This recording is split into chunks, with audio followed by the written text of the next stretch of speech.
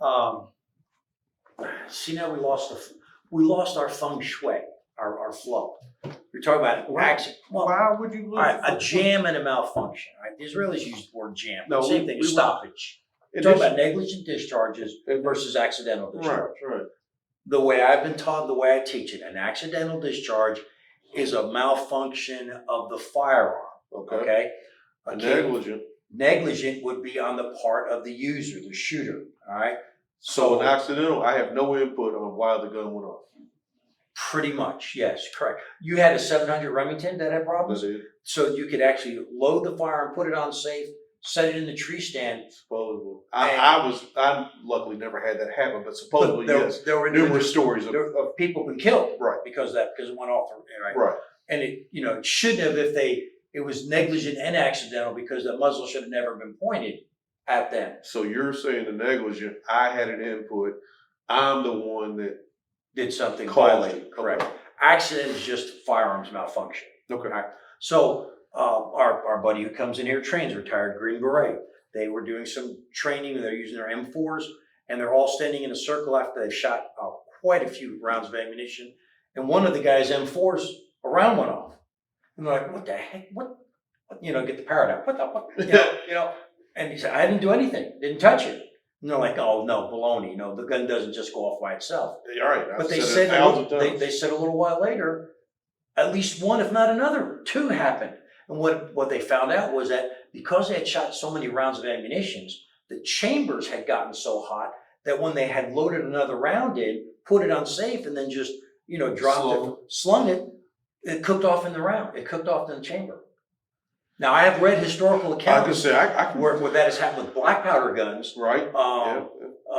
And the Zulu Wars, they talked about that those guns got so hot that they went to load in one of those cartridges, black powder cartridges, and boom, it cooked off right in the gun. Yeah. So that would be an accidental discharge. Okay. Right? A negligent discharge is what, we had this class, Israeli class past Sunday. And that's one of the reasons for the Israeli method. When I say Israeli method, it's not really Israeli, but it's been popularized that they will basically start with a magazine in the gun, no round in the chamber. Okay. And then you draw it out, you have to draw, cock, and shoot it in one motion. All right. Okay. All right. That's not an Israeli thing, but they popularized it. And it is very safe, it's very effective. I like to start people out there. If you can do that, then you can do any other method after that. Right. And then it also is safer for me because you're coming out of the holster, the gun's not hot until you rack it. And then we always shoot to slide lock. So then, you're going to drop the magazine, drop the slide, and holster an empty firearm. It's a very safe method of training. Once you get involved in more training, then if you want to carry with the round in the chamber, hey, that's great. If you choose not to, that's great too, because you've been trained how to deploy. Right. And actually, me and another guy that we work with here just had that conversation where I came from 20 years at the police department. Mm-hmm. I've never ever trained that way. So for me to carry a firearm without one in the chamber. So in your police career, you never carried a firearm that didn't have a round in the chamber? On a handgun. There we go. So how'd you carry your M4 or your shotgun? In cruiser safe, and what's that called? And cruiser safe is what? It's an empty chamber. But on a handgun that's on my person, correct. I've never carried one. So for me to come out and think I need to look, that's a whole muscle. It's a thought process. And not muscle memory for me. I wouldn't even necessarily encourage you to do that. Right. Because of training. I mean, and you try. Lack of training. Exactly. That's all it is. Right. But there still are military bases. Right. Yeah. Where you cannot carry around in the chamber. There are one of our guys in here was in the Coast Guard, and he was talking about other people he knows where they're not allowed to carry around in the chambers. Certain security companies, their armed security, they do not carry around in the chamber. So it's more prevalent than what you think. Most people don't want to talk about it because everybody, you're carrying a brick, you're carrying an unloaded gun. I've heard this for over 40 years. And if that's your feeling, I say, God bless you.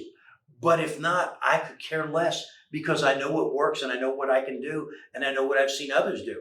All I would say is this, I challenge you. airport, right? They're having training today. Okay. They're having a big training on disasters. They maybe do that once a year, maybe. This is It's rare. yeah, And police need more training. absolutely. But do they get it? No, Do they take it on their own? no, Very few. it's a small number. And I'll guarantee you this for concealed carry. I've been doing this for more than a decade or better. I've taught a lot of people in this state. And I can tell you just from what I know that there's a lot of people out there that you need more training than what you've got. All right. As always, subscribe, hit the alert button. And remember, knowledge is your best defense. Until next week. Yep, very good. I Oh, still yeah, want you to post that other one. Look for 12 and a half as well. Yeah, 12 and a half. That was a good one.